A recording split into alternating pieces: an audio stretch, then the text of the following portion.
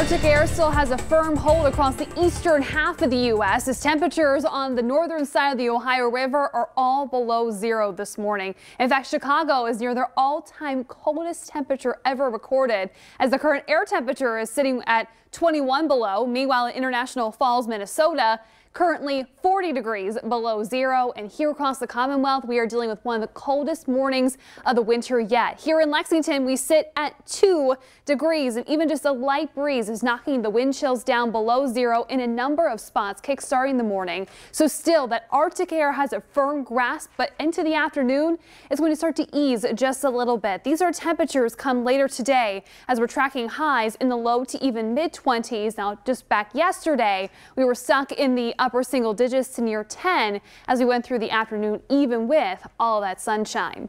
Now, unlike yesterday, we are not dealing with any snow across the area. The Max Track Live Doppler coming up with a clean sweep across central and eastern Kentucky, but across the western portion of the Commonwealth, there's a very narrow band of some light snow that's trying to lift its way northward. Along with that, the clouds that have actually kept temperatures across southern Kentucky in the teens as opposed to the single digits like everyone else is dealing with this morning.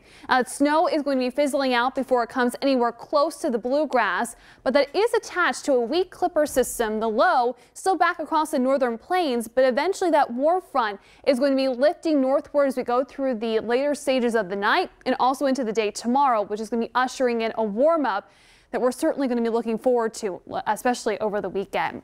So on future track, with high pressure still in control to our north, we'll keep our skies partly to mostly sunny, a few more clouds possible into the afternoon and evening hours. Then, as that warm front begins to push northward, temperatures will still be running below the freezing mark as we look towards the start of the day tomorrow. So a little bit of wintry precipitation will start off with some light snow and flurries. It's going to be a bigger story for Cincinnati than back across portions of Indiana and Ohio. But here locally, we could be seeing some flurries, even some light snow showers into the start of the day tomorrow. Temperatures will continue to rise through the morning. And so as we go through the second half of your Friday, we'll also include some isolated chances for rain showers. But you will notice on future track, activity is going to be very sparse. This really is going to be a light event, but just ushering in that big warm up that we'll be tracking through the weekend.